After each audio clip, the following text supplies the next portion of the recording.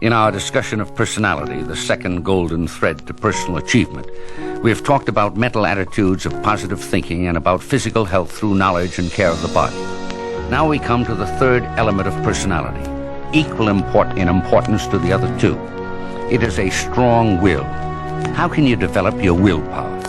If a man would move the world, he must first move himself, is a saying as old as ancient Athens. True. But how does a man mobilize his will? Let us right here see where you are as you have followed my discussions up until now. You have four things going for you. 1, you have ambition. 2, you want to improve yourself. 3, you are willing to do something about it. 4, you know the way.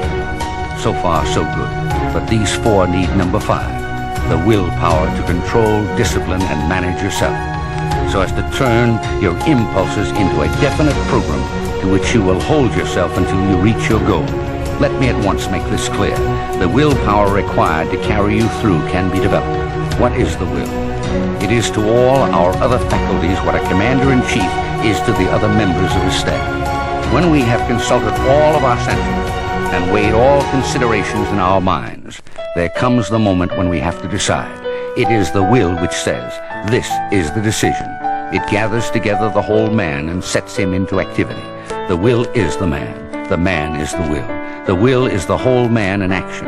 This brings us to an important point.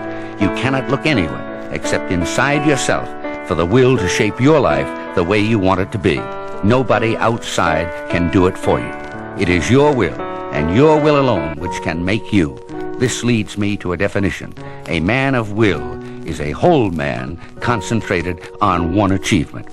You can develop such willpower by 3 stages: self-control, self-direction, and self-fulfillment. Self-control has 2 aspects: control of your thoughts, control of your temperament. I begin with control of your thoughts because the deepest level at which you confront yourself is in your mind. You can control your thoughts because there is one tremendous psychological fact which comes to your help. Your conscious mind can think only one thought at a time. Write that down and think it over. It is the master key to thought control. You can stand sentinel at the gate of your mind. Here are the 7 steps. 1, settle down to one piece of work, one project. 2, clear your mind of thoughts which do not apply to this one project. 3, concentrate on positive thoughts which constructively fit into this project. 4, as your mind warms up to its work, you will find it calling up new and deeper considerations and perceptions. 5, do this regularly, and you will develop the habit of concentration. 6, this in turn will materialize into positive plans of action. 7, these plans will crystallize into positive decisions, leading to constructive action. As you act, you will discover things about yourself. You may find that you are lazy, that you put things off, that you are moody, or that you do not handle people well. In other words, you will learn about your own temperament.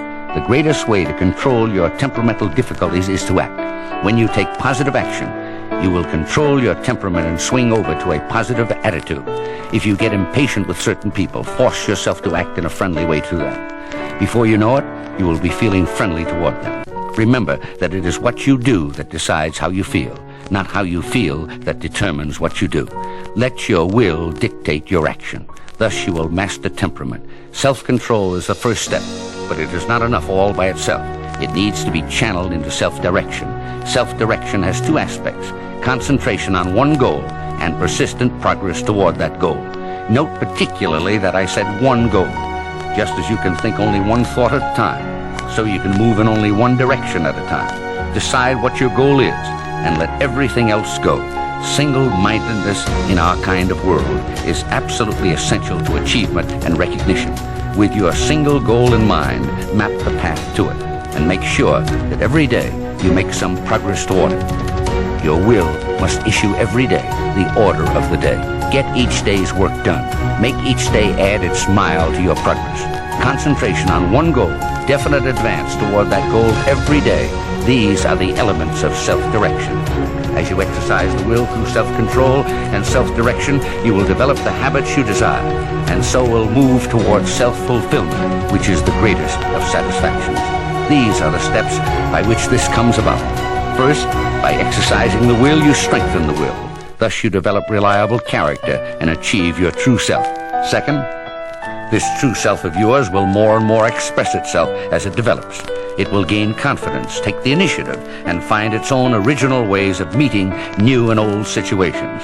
Third, it will maintain itself against the world. You will dare to stand on your own feet, act on your own convictions, maintain your own dignity.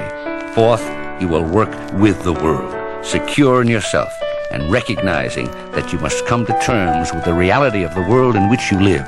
You will learn how to balance your personal desires against the necessities of living, and thus win success and fulfill yourself at the same time.